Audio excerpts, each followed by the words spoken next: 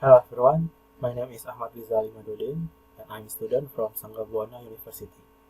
And in this session, I will present a review journal assignment about food image classification with convolutional neural network. And the first part is about background. So, recently people are sharing food images in social media and writing review on food. So, there is a lot of food image in the social media, but some image may not be labeled. It will be very helpful for restaurant if they can advertise their food for those people who is looking at familiar kind of food they offer.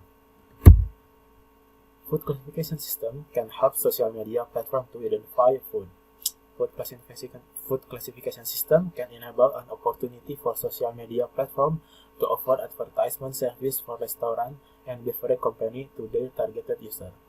And it will be financially beneficial for both social media platform and beverage company.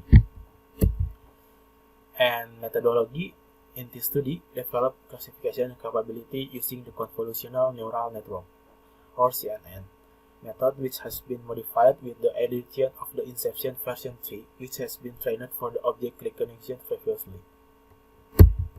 And the dataset used in this study are food 11 datasets, which are open data and can be obtained through the website kaggle.com. This dataset has 6,643 images and grouped into 11 major food categories. The 11 food categories are dairy product, bread, dessert, eggs, fried food, meat, noodles, rice, soup, seafood, and fruit. The food images are divided into the three parts: 60% for the training set and 20% for each of the validation and evaluation set. Image pre-processing. Before the image in the dataset are managed to create models, pre-processing is carried out to make the dataset lighter for processing by the computer. Both rotation, color change, and pixel size reduction are carried out in this process. Also, in this study, use a zero-phase component analysis whitening to reduce image matrix redundancy, and automatically rotate the image randomly in the training process from 0 to 180 degrees. To handle the difference in the image position, they created a shifted version of the training data, where each image will be shifted 0.2 either horizontally or vertically. CNN model structure.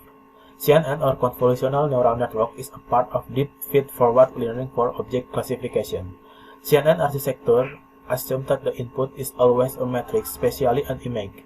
CNN also uses a combination of different multi-layer perceptron so that the learning algorithm requires less pre-processing.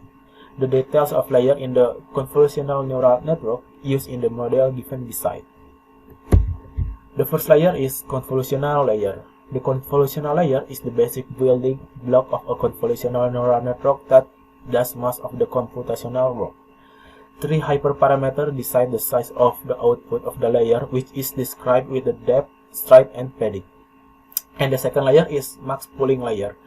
The max pooling technique is done by applying a max filter to non-overlapping subregions of the input features. Max pooling is used to reduce the dimensionality of the features. The third layer is dropout layer. A dropout layer randomly sets input element to 0 with a given probability. Dropout is a technique used to improve overfit on neural network. And the next layer is fully connected layer. The fully connected layer in the CNN represents the feature vector for the input. This feature vector holds information that is vital for the input. And the last layer is softmax layer. Softmax assigns decimal probability to each class in multi-class problem. This additional constraint helps training converge more quickly than the otherwise would. And this is the image of layer and obtain result. The accuracy of the model reaches 74.70%, but with the help of Inception version 3, the accuracy of the model could reach 92.86%. So, Inception version 3 has a better result as expected. And the last part is conclusion and future work. The conclusion that can be drawn is the CNN method is very suitable for image classification, but due to the large number of images, it will take time in making the model.